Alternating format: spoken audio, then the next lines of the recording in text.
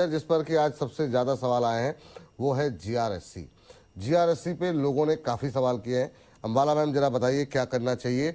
GRSC की आज की जो तेजी है करीब 18% के आसपास एक समय ऊपर था, अभी 17.25% ऊपर 2300 का लेवल क्रॉस किया है। एक दिन में काफ़ी दिनों बाद इस तरह की रैली जीआरएससी में देखने को मिली है।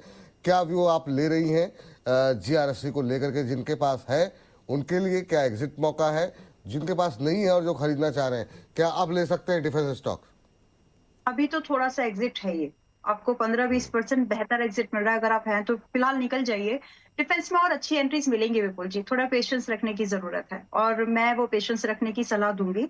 तो फिलहाल अगर आप हैं और आप शॉर्ट टर्म ट्रेड के मायने से थे तो ये एक एग्जिट है। लेकिन अगर आप इन्वेस्टर हैं तो रखिए पोजीशन। 3-4 साल 2-3 साल का कम से कम समय होना चाहिए आपके पास, तो पैसा बनेगा। ये जो सेगमेंट है, ये जो इंडस्ट्री है, मजबूत है। यहाँ हम सिर्फ बात ये कर रहे हैं कि हमको और बेहतर प्राइस एंट्रीज मिले। फिलहाल ट्रेडर्स के मायने से ये एक एग्जिट है, प्रॉफिट बुकिंग होनी चाहिए। चलिए, तो ट्रेडिंग के व्यू जिनका है वो चाहे तो मुनाफा बुक करें।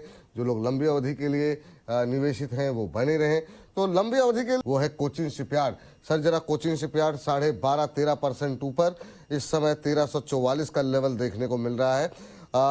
कैसे देख रहे हैं सर? 1372 का हाई लगा है। पिछले 2-4 दिन के अंदर काफ़ी पेन देखने को मिला, थोड़ा सा कॉन्फिडेंस लोगों का हट भी गया था, लेकिन आज की इस रैली से वो कॉन्फिडेंस मुझे लगता है काफ़ी हद तक वापस आता हुआ दिखाई दे रहा है। कम से कम कमेंट तो लोगों के यही बता रहे हैं। कोचिन शिपयार्ड पे अभी करंट लेवल पे क्या करना चाहिए?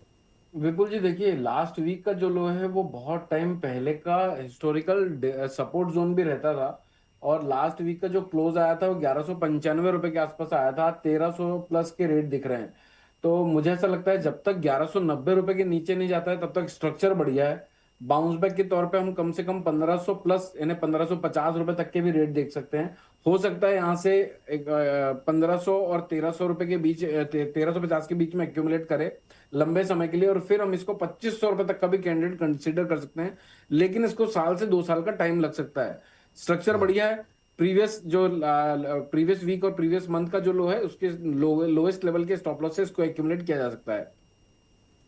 ठीक, ये बात यहाँ पर निकल करके आई है इस पर। तो अभी के समय ही अपने सवाल पूछ लीजिए ताकि आपको क्लैरिटी मिल जाए। बाकी 1 बजे थोड़ी बातचीत करेंगे, लेकिन अभी जो है इस पर बातचीत हो सकती है।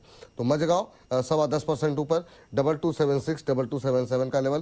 अंबाला मैम कैसे देख रही हैं 10% की इस रैली को? मजगांव में क्या संभावनाएं दिखाई दे रही हैं आपको? मजगांव है तो बने रहिए, खरीदा नहीं है तो रुक जाइए। और सभी डिफेंस स्टॉक्स पर मेरा यही एक तर्क है, क्योंकि मैं डिफेंस आई सेक्टर को जब देख रही हूँ तो मैं वहां पर डिस्काउंट की पोटेंशियल को देख पा रही हूँ। तो थोड़ा सा अगर आप 2-4 दिन रुक जाएंगे, कुछ नहीं खराब होगा। मैं मतलब मान लेंगे तो अच्छी बात है। बाकी फिलहाल के लिए जो है वो हड़बड़ी में बेचने की जरूरत नहीं है। ये ठीक ठाक है। डिस्काउंट भी इसमें अच्छा खासा आया था। रही बात कि दोबारा खरीदने के लिए और बेहतर प्राइस क्या है, एक बार और ये हमको 2000-1900 के भाव पर मिलेगा और वही होगा इसका बेहतर प्राइस। तो जो लोग पहले मिस कर चुके हैं वो वेट कर जाएंगे, क्योंकि यहाँ दोबारा एक्यूमुलेशन जोन का जो मौका मिलेगा, आना तो इसको 1800-1900 चाहिए विपुल जी। लेकिन अगर पूरे मार्केट के समीकरण, मैक्रो फैक्टर अगर जो बाहर से जो प्रेशर है, सीधी सीधी बात बिना घुमाते फिराते, वॉर की सिचुएशन अगर ठीक ठाक होने लगी कि लोग बोल दे कि हाँ वी आर गिविंग अप, हम यहाँ फर्दर एस्केलेशन नहीं कर रहे हैं, तो हमारी मार्केट अच्छी रिकवरी पर आ जाएंगे और सभी सेक्टर आएंगे, मतलब लाइन से। और ज्यादा चलने वाले सेक्टर में से डिफेंस, आईटी, कंजप्शन, ये कुछ ऐसे, और केमिकल्स, ये 4 ऐसे सेक्टर्स होंगे। बट फिलहाल के लिए कुछ 10 एक दिनों के लिए डिफेंस से मेरी दूरी है। वाह, चलिए ठीक है। भेजा है मैम।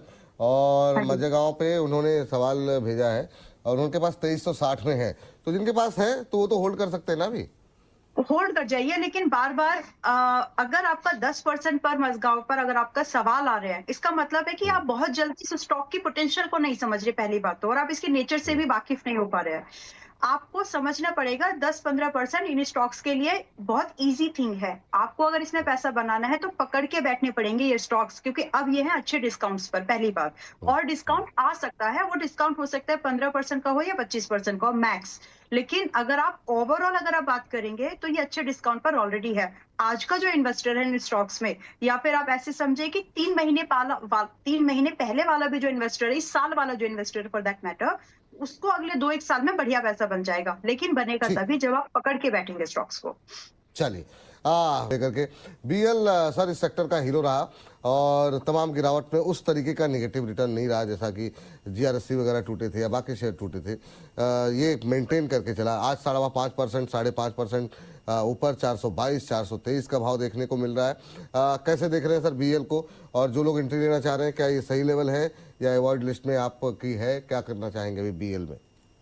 दो चीजें हैं विपुल जी। एक तो इसको बाइंग जोन जो बनता है वो 412 रुपए के आसपास का बनता है। 390 के नीचे जब तक नहीं जा रहा तब तक मिनिमम 438 रुपए, और पॉसिबली अगर 1-1.5 महीना होल्ड करें तो 450 रुपए तक के भी रेट दिख सकते हैं। स्टॉप लॉस डिफाइन है 390 रुपए के नीचे ट्रेड नहीं कराना चाहिए। अगर रिस्क लेना है तो करंट मार्केट प्राइस में भी ले सकते हैं, वरना थोड़ा निगोशिएट करना है तो 410 412 के आसपास एंट्री प्लान कर सकते हैं। टारगेट और ये स्टॉप लॉस सेम होगा। दूसरी एक चीज विपुल जी, एक चीज इस तरह के जब बाजार चलते हैं, जब बहुत बड़ी तेजी की उम्मीद नहीं रहती और लोअर साइड में भी सपोर्ट डिफाइन होते हैं, तो इस टाइम पे कुछ कुछ स्टॉक अचानक से सेक्टर रोटेशन होता है स्टॉक हमें हमारे मार्केट में, तब कुछ कुछ स्टॉक अचानक से 10% 15% ऐसे रिटर्न दिखाने लगते हैं। उस पॉइंट को मिस मत करिए बेचने के लिए। जब आपको 10-15% का गेन मिलता है तो लावमाल करते रहिए। इस होप में मत रहिए कि यहां से जब मार्केट में रिवर्सल आएगा तब मेरा स्टॉक डबल हो जाएगा, ट्रिपल हो जाएगा। तो बेटर ये है कि प्रॉफिट बुकिंग जोन तलाशते रहिए और प्री डिफाइंड रखिए अपने टारगेट्स को और स्टॉप लॉस को।